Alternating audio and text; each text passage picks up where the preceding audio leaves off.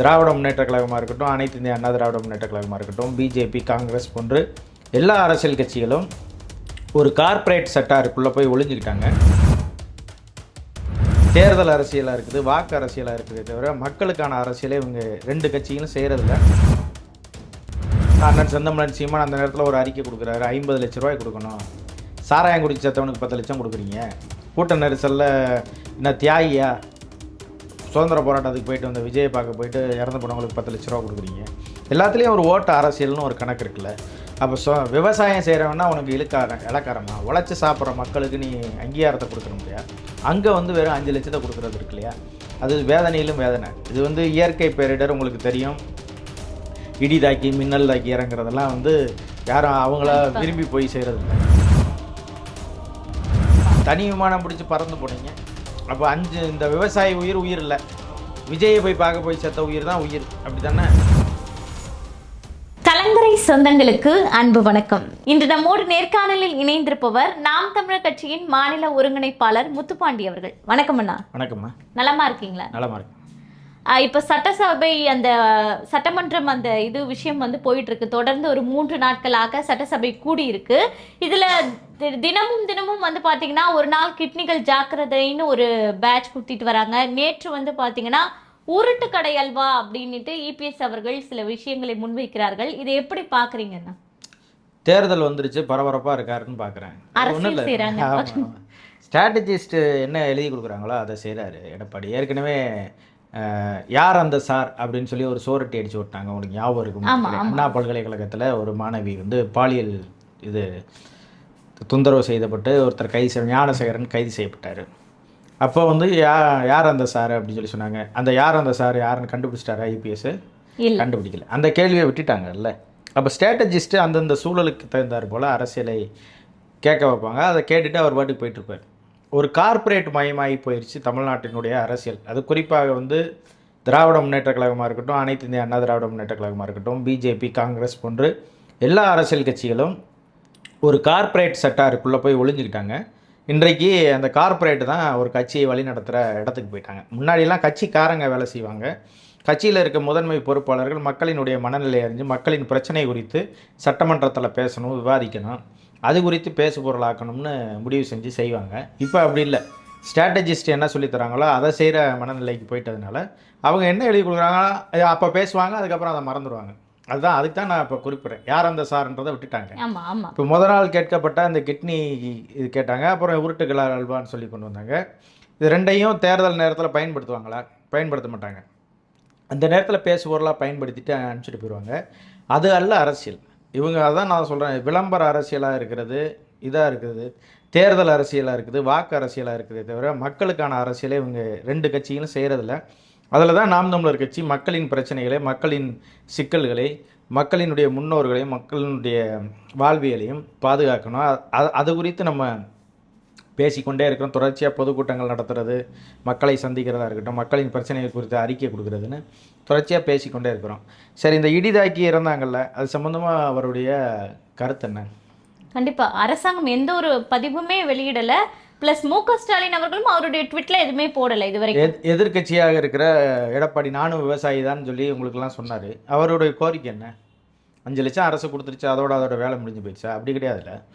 இப்போ அண்ணன் செந்தமிழன் சீமான் அந்த நேரத்தில் ஒரு அறிக்கை கொடுக்குறாரு, 50 லட்ச ரூபாய் கொடுக்கணும், சாராயம் குடிச்சு செத்தவனுக்கு 10 லட்சம் கொடுக்குறீங்க, கூட்ட நெரிசலில் என்ன தியாகியா, சுதந்திர போராட்டத்துக்கு போயிட்டு வந்த விஜயை பார்க்க போயிட்டு இறந்து போனவங்களுக்கு 10 லட்ச ரூபா கொடுக்குறீங்க.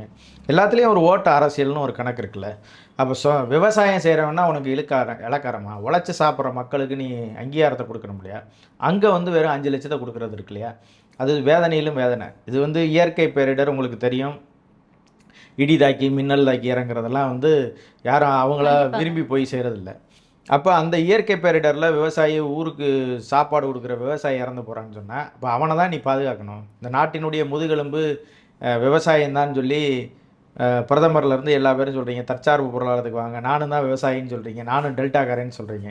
அப்போ இதெல்லாம் நீங்கள் வெறும் வார்த்தைக்கு தான் பயன்படுத்துகிறீங்களே தவிர ஒரு விவசாயி இறந்தபோது உங்களுக்கு அதற்கான எந்த அறிக்கையுமே வரல. பார்த்தீங்களா? இபிஎஸ் குறித்து ஒரு 50 லட்ச ரூபா கொடுங்க, அவங்களுக்கு போய் ஆறுதல் சொல்லுங்கள். எந்த கட்சியும் போய் நிதி கொடுக்குதா? கரூரில் போய் நிதி கொடுக்கறதுக்கு ஓடிச்சல எல்லா கட்சியும். ஆமா ஆமா. சின்ன சின்ன கட்சி கூட நான் 50,000 கொடுக்குறேன், 10,000 கொடுக்குறேன், 20,000 கொடுக்குறேன்னு போய் கொடுத்துட்டு வந்தாங்க. போய் அந்த மக்களை போய் சந்திச்சு ஆறுதல் சொன்னாங்க. திட்டக்குடியில் இறந்த 4 விவசாயிகளினுடைய நிலையை குறித்து யாருமே ஒரு தலைவரும் கண்டுக்கல. கண்டிப்பா விசிகா சார்பாக ஒவ்வொருவருக்கும் 50,000 ஒதுக்கணும்னு 41 பேருக்கு சொன்னாங்க. குறிப்பா எல்லாருமே 10,000 எப்படியாவது கொடுத்தே ஆகணும் மாவட்ட செயலாளர் அப்படின்ற விஷயம்லாம் பேசப்பட்டுள்ளதா சொல்றாங்க. ஆமா, அப்ப நீங்க போட்டி போட்டுக்கிட்டு போய் கமலஹாசன் போனாரு, அண்ணன் திருமா போனாரு, இவர் போனாரு, அவர் போனாருன்னு எல்லாரும் போனாங்க. முதலமைச்சர் போனாரு, இரவோடு இரவா தனி விமானம் பிடிச்சி போனாரு. ஆமா, தனி விமானம் பிடிச்சி பறந்து போனீங்க. அப்போ இந்த விவசாயி உயிர் இல்லை. விஜயை போய் பார்க்க போய் செத்த உயிர் தான் உயிர், அப்படி தானே? இப்போ விவசாயி உயிர் இல்லை. துணை முதலமைச்சர் துபாய்க்கு குடும்பத்தோடு போயிருந்தாருன்னு சொன்னாங்க. துபாயிலேருந்து நேரடியாக விமானத்தை பிடிச்சி வந்து உடனே வந்து மலரை வச்சுட்டு திருப்பி போகிறாரு. இபிஎஸ் இரவோட எல்லாம் கிளம்பி காலையில் வந்து வணக்கம் செலுத்துகிறாரு. அவங்க நிதி கொடுத்தாங்கன்னா இவங்களும் நிதி கொடுக்குறாங்க. இதை கொண்டுக்கிட்டு போய் உடனே போய் சுப்ரீம் கோர்ட்டு போகிறது, உயர் நீதிமன்றத்துக்கு போகுது. இதுக்கெல்லாம் பாஜக ஒரு உண்மை கண்டறியும் குழு போட்டு ஏதாவது தெரியுமா? பாஜக வேறு நிதி கொடுத்துச்சு பார்த்தீங்களா உங்களுக்கு கரூர் சம்பவத்தில். அப்போ பாஜக நிதி கொடுக்க வேண்டியதானே? மத்திய அரசாக இருக்குது, அரசியல் பண்ணணும்னு நினைக்கிறீங்க. அரசியல் பண்ணுறதுக்காவது காசு கொடுங்க கட்சியிலேருந்து. அப்படி யாராவது கொடுத்தீங்களா? திமுக கொடுத்துச்சா, அண்ணா திமுக கொடுத்துச்சா, எப்படியாவது கொடுத்துச்சா? அப்படி எதுவுமே கொடுக்க மாட்டேறீங்களே. இன்னொன்று ஒரு பெண் ஒரு ரீல்ஸ் ஒன்று போட்டிருந்தாங்கன்னா, அதாவது சாராயம் குடிச்சு செத்தா, நடிகரை பார்த்து செத்தா 10 லட்சம், ஏர் ஷோலாம் பார்த்து செத்தீங்கன்னா 5 லட்சம். இதே வந்து சப்போஸ் நீங்க வந்து விவசாயியா இருந்து செத்தீங்கன்னா 1 லட்சம் தான் அப்படின்ற மாதிரி அந்த கணக்கீடா போட்டாங்க. நம்ம விவசாயிக்கு இருக்கிற மதிப்புக்கும் நடிகனுக்கு இருக்கிற மதிப்புக்கும் வித்தியாசத்தை பாருங்க அப்படின்ற மாதிரி ஒரு விஷயத்தை பதிவிடுற அளவுக்கு ஒரு ரீல்ஸ் ஒன்று போட்டு. இன்னைக்கு வந்து மக்கள் இளைஞர்கள்ட்ட, அது இளம் பெண்கள்கிட்ட வந்து அதிகமான விழிப்புணர்வு அடையப்பட்டிருக்குது. காரணம் என்னென்னா, சோசியல் மீடியாவினுடைய தாக்கம் அவங்களுக்கு முன்னை விட இன்றைக்கு அதிகமாக இருக்குது. அப்போ ஒரு தரப்பில் வந்து நீங்கள் வந்து வேற ஒரு மாயை சோசியல் மீடியாவில் உருவாக்கி கொண்டிருந்தாலும், ஒரு பொய்யை பரப்பி கொண்டிருந்தாலும், உண்மை ஒரு பக்கம் இயங்கி கொண்டே இருக்குன்னு உங்களுக்கு தெரியும். அப்போ அதுபோல் உண்மை இயங்குறப்ப அது பல லட்சக்கணக்கான பேரை வந்து பேச வைக்கும், தூண்டும். அப்போ அதுபோல் தான் இன்றைக்கி இருக்கிற இளையவர்கள் வந்து விவசாயி குறித்து பேசுகிறாங்கன்னா அதுக்கு காரணம் வந்து நாம் தமிழர் கட்சியும் அண்ணன் செந்தமிழன் சீமானும் தொடர்ச்சியாக பேசிக்கொண்டே இருக்காங்க.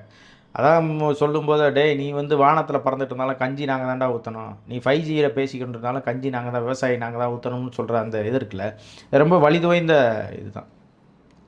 ஒவ்வொரு ஆண்டும் பார்த்தீங்கன்னா விவசாயிகள் தங்களுடைய விவசாயம் செஞ்ச விளைநிலங்களில் விளைஞ்ச நெல்களை ஒரு இடத்துல பாதுகாக்கிறது கூட ஒரு கூடங்களை கட்டலை இது வரைக்கும் இந்த திராவிட அரசுகள். அதை நம்ம கண்கூட பார்க்குறோம். பல மாவட்டங்களில் டெல்டாவில் பார்த்தீங்கன்னா திருவாரூர், தஞ்சாவூரில் இருக்கிற நெல் விளையிற எல்லாத்தையும் ஒரு பாதுகாக்கப்பட்ட இடத்துல வைக்கிறது இல்லை.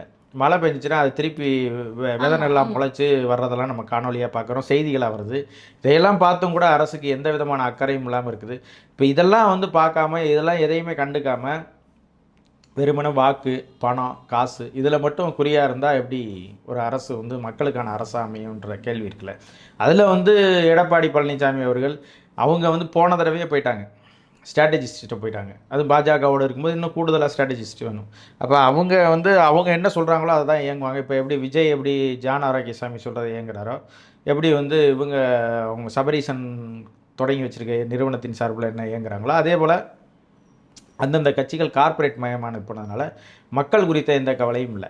அதனால் இதெல்லாம் சும்மா வந்து இந்த இன்ஸ்டாகிராம் ரீல்ஸுக்கும் சும்மா ஃபயர் ஓடுறதுக்கும் ஃபேஸ்புக்கில் போடுறதுக்கும் தான் பயன்படுமே தவிர அதனால் மக்களுக்கு ஒரு பயனும் இல்லை. கண்டிப்பாக நான் இன்னையுடைய ட்ரெண்டிங் டாப்பிக்காக திருட்டுக்கடை அல்வா விசஸ் உருட்டுக்கடை அல்வா இதுதானே இன்னை ட்ரெண்டிங்காக வச்சுருக்காங்க. சரி, இவங்களும் அரசியல் செய்கிறாங்க, அவங்களும் அரசியல் செய்கிறாங்க. அதாவது நீங்கள் சொல்வது போல் சமூக வலைத்தளங்களில் மக்கள் நலன் எந்த ஒரு பிரச்சனையும் இந்த சட்டசபையின் மூலயமா வெளிவரலை அப்படின்றது உண்மையான விஷயமா? உண்மைதான். அவர் பாருங்கள், நீங்கள் போய் வந்து கரூர் விஷயத்தை தவிர வேறு எதுக்குமே அவர் தர்ணா பண்ணல. நாட்டில் வேறு எந்த பிரச்சனையுமே இல்லையா? பரந்தூர் விமான நிலையத்துக்கு இப்போ வரைக்கும் இடம் எடுக்கிறேன்னு சொல்லிக்கிட்டு இருக்காங்க. நீங்கள் வந்து எத்தனையோ இடங்களில் சிப்காட்டுக்கு இடம் எடுக்கிறேன்னு சொல்லிக்கிட்டு இருக்காங்க. மருத்துவ கழிவுகள் பிரச்சனை இருக்குது, மலையை உடைச்சி கடத்துறான். இப்படி எல்லாம் எண்ணற்ற பிரச்சனைகள் தமிழ்நாடு முழுவதும் இருக்குது. தூய்மை பணியாளர்கள் பிரச்சனையை பேசியிருந்துருக்கலாம். தூய்மை பணியாளர்களை ஏன்பா பணி நிரந்தரம் பண்ணலை, அவங்கள ஏன்பா அடித்து தூக்கி உள்ளே வச்சிங்க அப்படின்னு சொல்லி கேட்டுருந்துருக்கலாம். காரணம் என்னென்னா, இவங்களும் அதே தான் செய்வாங்க திரும்ப ஆட்சிக்கு வந்தால். இதுக்கு முன்னாடி இருந்தப்போ நீங்கள் செஞ்சதை தானே நாங்கள் செய்கிறோன்னு அவங்க குற்றச்சாட்டு வைப்பாங்க. இது நாங்கள் போட்ட கையெழுத்து இல்லை, நீங்கள் போட்ட கையெழுத்து தான் சொல்லுவாங்க. அப்போ இவங்க மக்களின் பிரச்சனையை பேச முடியாத சூழல் இருக்கிறதுனால இப்போ திமுக செஞ்சதை ஏற்கனவே அதிமுக செஞ்சுருக்கோம். அதிமுக இன்னைக்கு திமுக செய்கிறது நாளைக்கு அதிமுக வந்து செய்யும். அதனால் இந்த மாதிரியான பிரச்சனைகளை எல்லாம் அவங்க தலையிடாமல் லாபகமாக கடந்து போயிட்டு சும்மா ஏதாவது பேசணும் அப்படின்றக்காக நம்ம சட்டமன்றத்துக்கு போகிறோம், ஏதாவது பேசணும் அப்படின்றக்காக பேசுகிறாங்களே தவிர, மற்றபடி மக்களின் பிரச்சனைகள் பேசப்படணும். அதுக்கு தான் சட்டமன்றம். அப்படி எதுவுமே அங்கே பேசப்படலை. ஒன்றும் இல்லை, ஒரு சட்டமன்ற உறுப்பினர்லாம் பேசுகிறாரு பார்த்தீங்கன்னா, இந்த மாதிரி நடிகர் விஜய் காலையில் எந்திரிச்சாரு, குளிச்சாரு, பல்லு விளக்குனாரு, துண்டை கட்டினாரு அப்படின்னு சொல்லி ஊடகங்கள்லாம் வெளியிடுதுன்னு. இது வந்து சட்டமன்றத்தில் பேசப்பட வேண்டிய பொருளாக? சட்டமன்றத்தில் ஒருத்தருக்கு 2 நிமிடம் கிடைக்கிறது, 5 நிமிடம் கிடைக்கிறதே பெரிய விஷயமா இருக்குது. அங்கே மக்களின் பிரச்சனைகளை பேசணும். நீங்கள் மக்களின் பிரச்சனைகளை பேசும்போது சபாநாயகர் தடுக்கிறாரு. நீங்கள் விஜயை பற்றி பேசும்போது பேச விடுறாரு. அப்போ நீங்கள் இதிலேருந்து என்ன புரியுதுன்னா, அரசுக்குமே என்னவா இருக்குதுன்னா, ஒருத்தரை விமர்சனம் செய்து பேசுவது, ஒருத்தரை பாராட்டி ஆளுங்கட்சியை பாராட்டி பேசும்போது அனுமதி கொடுப்பதும், ஆளுங்கட்சியை நோக்கி கேள்வி கேட்கும்போது அதை வந்து உதாசீனமாக தட்டி விடுறதுமான போக்கு தான் சட்டமன்றத்தில் இருந்து கொண்டு இருக்குது. இப்போ வரைக்கும் சட்டமன்றத்தில் மக்களின் பிரச்சனைகள் பேசப்படலை அப்படின்றது தான் நம்ம திரும்ப திரும்ப சொல்ல வேண்டியது. இப்போ பாருங்கள், இப்போ மழை காலம் இப்போ வந்துருச்சு. மழை பெஞ்சிச்சுன்னா வந்து தண்ணி நிற்குமா நிற்காதான்னு எவனாவது கேட்டிருக்காங்களா? இது வரைக்கும் செலவழித்த காசில் சரி பண்ணியிருக்கீங்களா? 4000 கோடி சென்னைக்கு ஒதுக்கினீங்க, மேயர் வந்து வேலை செஞ்சிட்டோம், 90% பணி முடிஞ்சு 95% பணி முடிஞ்சிருச்சுன்ட்டாங்க. 90% 95% பணி முடிஞ்சதில் என்ன உத்தரவாதம் கொடுக்க முடியும் உங்களால்? மழை நீர் வந்து போயிடும் அப்படின்னு உத்தரவாதம் கொடுக்குமா? பெரிய மழை வந்தாலும் காப்பாற்றிடுவீங்களா? இதுதானே மக்களின் பிரச்சனைகள் பேச வேண்டியது இருக்குது. அது பேசலை.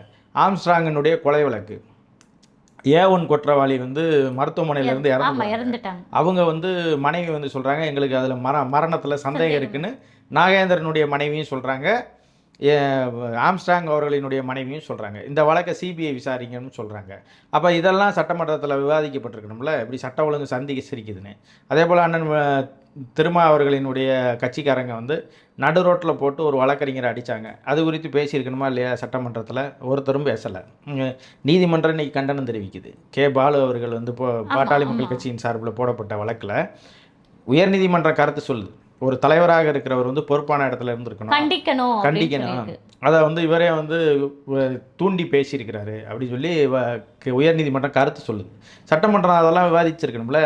நாளுக்கு நாள் சட்டம் ஒழுங்கு சிரிக்குது அப்படின்ற இதெல்லாம்ல விவாதத்தமாக நீங்கள் பேசியிருக்கணும் தமிழ்நாட்டில். இன்னொன்று இறுதியான கேள்வி, சிபிஐ விசாரணைக்கு இந்த கரூர் விஷயம் மாற்றப்படுவதை ஒரே ஆளாக எதிர்க்கக்கூடியவர் சீமான் மட்டும்தான் இருக்காரு.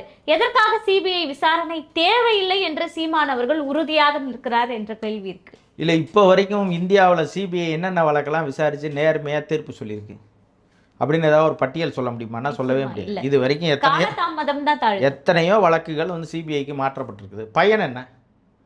தமிழ்நாடு போலீஸ் விசாரித்து கூட நிறைய பேருக்கு தண்டனை வாங்கி கொடுத்துருக்குறாங்க, நிறைய பேருக்கு வந்து இதாக இருக்குது, அக்யூட்டலாக இருக்குது, நிறைய பேருக்கு தண்டனையாக இருக்குது. இந்த மாதிரி வந்து நிறைய விடயங்கள் வந்து தமிழ்நாடு காவல்துறை கூட செஞ்சுருக்கு. தமிழ்நாடு காவல்துறை என்னென்னா, ஒரு அரசாங்கம், இப்போ திமுக அரசாங்கம் இருக்குதுன்னா அந்த அரசாங்கம் சொல்கிறத கேட்டுட்டு வேலை செய்கிற அதிகாரிகளாக இருக்கலாம்.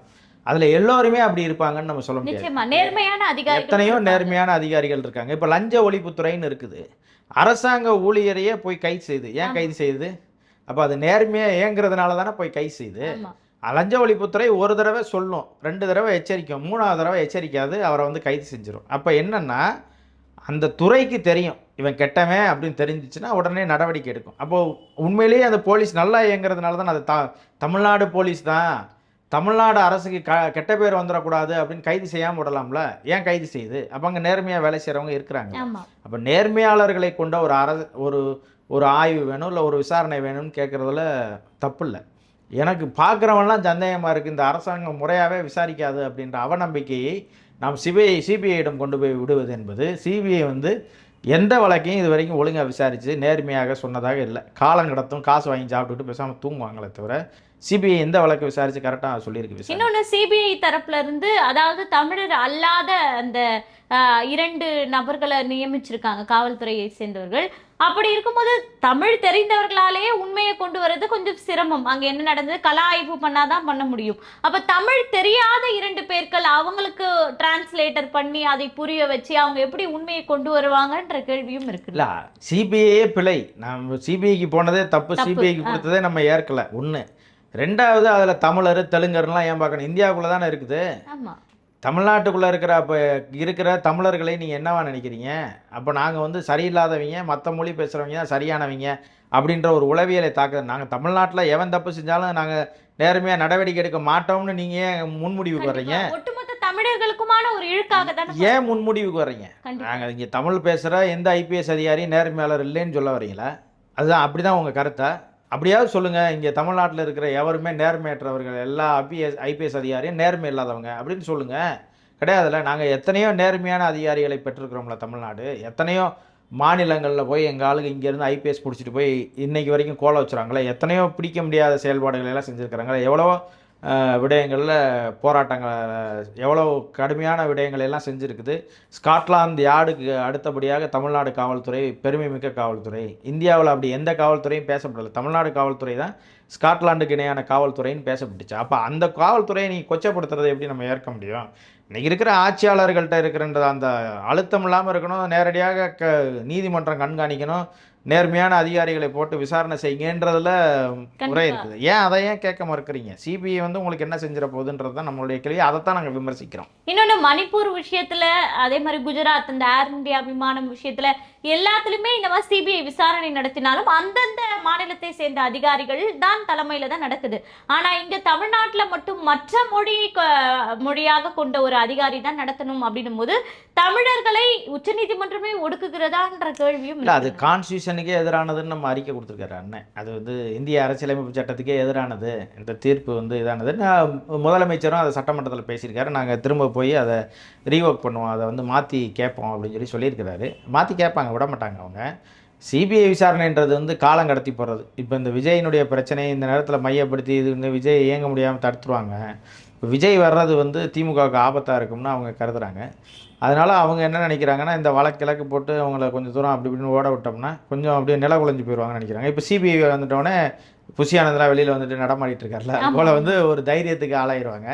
சிபிஐ விசாரணை முடிக்கிறதுக்கு மாதம் அறிக்கை தாக்கல் பண்ணோம். அது இந்த தேர்தல் முடிகிற வரைக்கும் பண்ணிக்கிட்டே இருக்கும். அது பாட்டுக்கு உச்சநீதிமன்றம் கேட்டுக்கிட்டு இருக்கும். அது பாட்டுக்கு நடக்கும் விசாரணை. அது காலம் தாழ்த்தி போடுறதுக்கான ஒரு அமைப்பு தான் அது. உடனடியாக அதுக்கு வந்து ஒரு இத்தனை நாளுக்குள்ளே அது முடிச்சு கொடுக்கணும் அப்படின்னு எந்த வரையறையும் எந்த வரையறையும் அதுக்கு கிடையாது. அதனால் எப்போ வேணாலும் அது இருக்கும். இல்லை காலதாமதப்படணும், இல்லை மேற்கொண்டு போய் நேரம் வேணும், நாங்கள் இன்னும் முழுமையாக விசாரணையை முடிக்கலைன்னு சொல்லுவாங்க. இப்போ இவங்க முடிக்கணும்னு நினச்சா அவங்க குற்றம் ஒரு பிரச்சனை நடந்தது தெரியுது. மொத்தமும் சிசிடிவி காட்சிகள் இருக்குது. விசாரணை பண்ண வேண்டிய ஆட்கள் எல்லாமே கரூரில் தான் இருக்கிறாங்க. மருத்துவர்களாக இருக்கட்டும், இவங்களாக இருக்கட்டும், அவங்களுக்கு என்னென்ன சந்தேகம் இருக்கோ அது எல்லாமே காவல்துறையை விசாரிக்கலாம், நீதிமன்றமே கூட விசாரித்து முடிவெடுத்தலாம்னு வச்சுக்கோங்க. நேர்மையான அதிகாரியை போட்டோம்னா விசாரித்து முடிச்சலான்னு வச்சுக்கோங்க. அவங்க இப்போ வந்து 2 விடயத்துக்கு தான் போனாங்க. ஒன்று, அஸ்ராக்காருக்கு வந்து நேர்மையான அதிகாரி தான், அதில் எந்த மாற்று கருத்தும் இல்லை. அவர் நிறைய விடயங்களை செஞ்சுருக்கிறாரு. ஆனால் அதை உயர்நீதிமன்றம், சென்னை உயர்நீதிமன்றம் நியமித்ததுனால தான் அவங்களால அந்த இதுக்கு இதே இது மதுரை உயர்நீதிமன்றம் நியமிச்சிருந்துச்சுன்னா சுப்ரீம் கோர்ட் வந்து அது சரி முறைப்படி தான் இது வந்திருக்குது. ஆமாம். இப்போ அப்படி சொல்ல முடியாது. நம்ம இங்கே ஏன் விசாரிச்சிங்க அப்படின்றத அவங்க போய் உச்சநீதிமன்றத்தில் முறையிடுறாங்க. உச்சநீதிமன்றம் பார்க்குது. அப்போ நீ உன் ஜூரி செஷன் இல்லாமல் நீங்கள் ஏன் இதில் வந்து தலையிடுறீங்கன்னு சொல்லி தான் இருக்குது. அதுக்கு விளக்கம் கேட்டிருக்காங்க. அதுக்கு விளக்கம் இங்கேருந்து கொடுப்பாங்க. என்ன காரணத்துக்காக விசாரித்தோம், எதற்காக இந்த ஆணையம் போட்டோம்னு விளக்கம் கொடுக்காமல் இருக்க மாட்டாங்க. விளக்கம் கொடுப்பாங்கன்னு வச்சுக்கோங்களேன். ஆனால் நான் என்ன கேட்குறேன்னா, இந்த 2-3 விடயம் அவங்க தெளிவான விடயத்தை கேட்குறாங்க. அரசு ஏன் இதில் வந்து இவ்வளோ வேகமாக செயல்பட வேண்டிய தேவை என்ன இருக்குது? அதாவது ஒரு நபர் ஆணையம் அமைச்சதும் சரி, ஒரு நபர் ஆணையத்துக்கான ஆர்டரே வராமல் உடனடியாக அவங்க போய் களத்தில் நின்னது எப்படி போய் நின்னாங்க? அறிவித்த உடனே அன்னைக்கு அடுத்த நாளே போயிட்டாங்க. அவ்வளோ அவசரமாக எப்படி ஆணை பிறப்பிக்கப்பட்டது, எப்போ கையெழுத்தாச்சு, யாருக்கிட்ட போச்சு, யார் கோப்பு கொடுத்தாங்க, எதையுமே ஒன்றும் சொல்ல மாட்டேறீங்க, வெளிப்படையாக சொல்ல மாட்டேறீங்க, கேட்டால் பதில் சொல்ல மாட்டேறீங்க. அதே போல் மருத்துவர்கள் வச்சதில் வந்து டேபிள் வந்து இத்தனை டேபிள் தான் வச்சோம், அத்தனை டேபிள் தான் வச்சோன்னு சொல்கிறீங்க. அதையே வந்து எங்கள்கிட்ட காட்ட மாட்டேறீங்க. ஒருத்தர் 3ன்றாரு, ஒருத்தர் 5ன்றாரு, ஒருத்தர் இத்தனை மருத்துவர்ன்றாரு அப்படின்னு முன்னுக்கு பின் முரணா சொல்லும்போது அவங்களுக்கு ஒரு இது இருக்குது. ஒருவேளை இதில் எதுவும் தப்பு இருக்குமோ அப்படின்னு சொல்லி இல்லாமல் கூட இருக்கலாம். அது விசாரணையில் தெரியும் போது இல்லாமல் கூட இருக்கலாம். இவங்க சொல்கிறாங்க, நாங்கள் காணொலி காட்சிகளாக எடுத்துருக்கோங்க, எத்தனை டேபிள் இருந்துச்சு, எத்தனை மருத்துவர்கள் களத்தில் இருந்தாங்க, எத்தனை உடற்கூறாய்வு செஞ்சோம், அதை எப்படி உடற்கூறாய்வு செஞ்சோன்றது முதற்கொண்டு காணொலி காட்சிகளாக இருக்குதுன்னு சொல்லி அரசு தரப்பில் சொல்லப்படுது.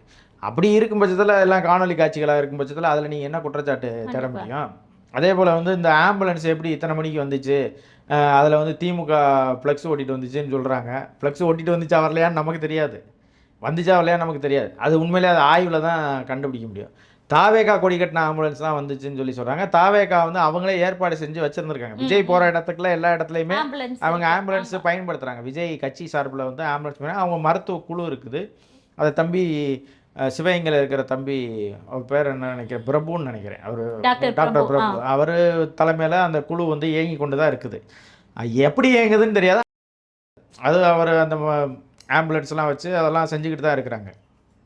ஆனால் இவங்க தரப்பில் வைக்கிறது வந்து தவறாக கைட் பண்ணப்பட்டு தாவேக்கா வந்து பரப்புகிறாங்களோ, கருத்துக்களை பரப்பும்போது சோசியல் மீடியாவில் பரப்பும்போது நிறைய தவறான கருத்துக்களை பரப்புகிறாங்க. ஏன்னா இவங்களே ஒரு அசம்ஷனுக்கு வந்து எழுதுறாங்க, இது திமுக தான் காரணம், திமுகவோட அமைச்சர் தான் காரணம் அப்படின்னு. அதுவும் தவறு நம்ம சொல்கிறது. இப்போ இது வந்து விசாரணைன்றது வந்து மக்களுக்கு என்ன இருக்கும்னா, ஒருவேளை திமுக செஞ்சுருக்குமோ, அப்படி செய்யக்கூடியவங்க தான் அப்படின்னு. ஏன்னா அவங்க கெட்ட கட்சின்ற ஒரு மனநிலை இருக்குது.